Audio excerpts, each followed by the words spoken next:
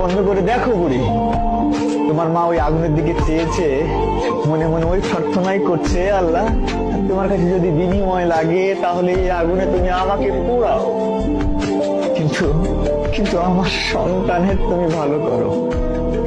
আমার সন্তান যেন খুশি থাকে, ভালো থাকে, যে কাজে তারা আছে সেই কাজের জন্য তারা যেন সফলতা পায়। আর তুমি তুমি কি করছো? তুমি এখানে এসে খুবই আরামে আরামে দিন পার করছো তো? ও মেয়ে, তোমার কি বিবেক আছে? তোমার কি বিবেক আছে?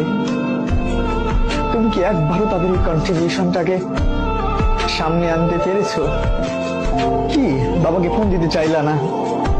বাবার হার্ট অ্যাটাক করবে, ওই অনুভূতি তো আছে যে তোমার নিউজ, খারাপ নিউজ পেলে বাবা হার্ট অ্যাটাক করতে পারে।